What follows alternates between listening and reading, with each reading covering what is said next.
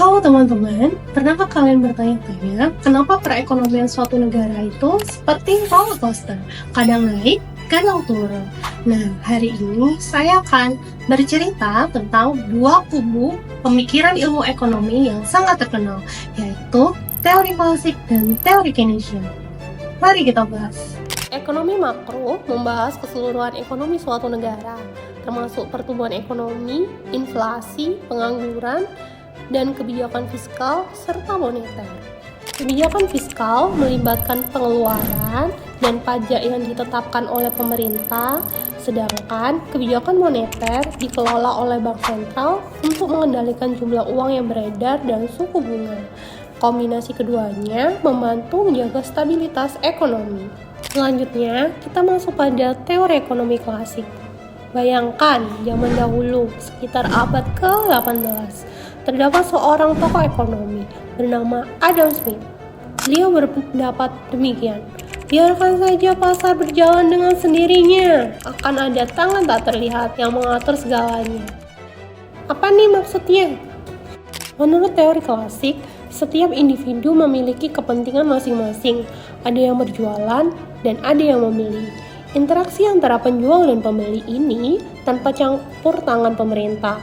Namun, keseimbangan harga akan terjadi.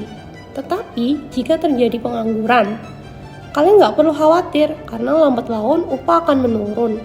Perusahaan menjadi lebih mampu membayar dan pengangguran akan hilang dengan sendirinya. Misalkan Anda berjualan es teh. Jika harga es teh kalian itu mahal, pembeli akan beralih ke penjual es teh di sebelah kalian. Akhirnya, kalian terpaksa menurunkan harga agar dagangan kalian akan laku. Itulah tangan tak terlihat yang bekerja. Menurut teori klasik, jika ekonomi sedang lesu, pemerintah sebaiknya ngapain? Apakah membagikan uang, tidak melakukan intervensi, atau membuat peraturan baru? Tadi kita sudah membahas tentang teori ekonomi klasik, selanjutnya adalah teori ekonomi Keynesian. Teori ekonomi klasik itu tergoyahkan ketika terjadi peristiwa yang sangat besar disebut Great Depression. Great Depression dicirikan dengan adanya pengangguran yang merajalela, ekonomi lesu total, dan tangan tak terlihat itu sedang seolah beristirahat. Kemudian muncullah seorang ekonom baru yang bernama John Maynard Keynes. Keynes berpendapat tidak bisa dibiarkan, pemerintah harus melakukan intervensi. Nah, bagaimana caranya? Pemerintah harus mengeluarkan anggaran, contohnya untuk membangun infrastruktur atau memberikan subsidi kepada masyarakat. Tujuannya adalah meningkatkan daya beli masyarakat sehingga ekonomi kembali bergerak. Contoh sederhana, ketika kamu berjualan es teh, akan tetapi semua orang sedang tidak memiliki uang dan tidak ada yang membeli es teh kamu, pemerintah dapat memberikan bantuan tunai kepada masyarakat agar mereka dapat membeli es teh. Dengan demikian, ekonomi akan kembali bergerak, bukan?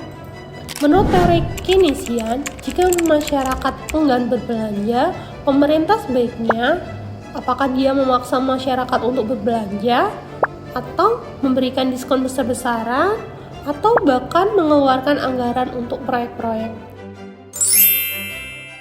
Jadi, apa perbedaan antara keduanya? Klasik meyakini bahwa pasar dapat mengatur dirinya sendiri, sementara Keynes meyakini bahwa pemerintah harus membantu.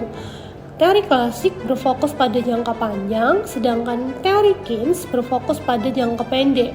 Keduanya memiliki kelebihan dan kekurangan masing-masing.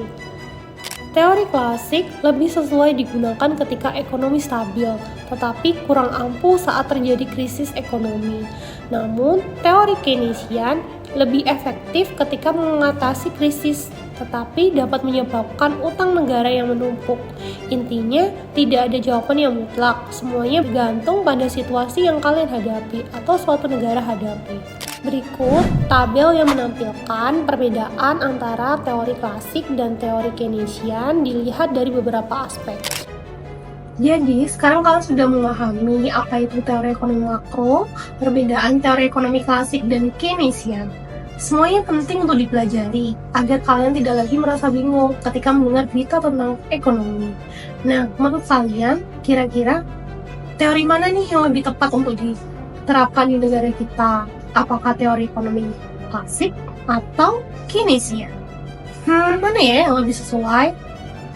Semoga bermanfaat dan sampai jumpa.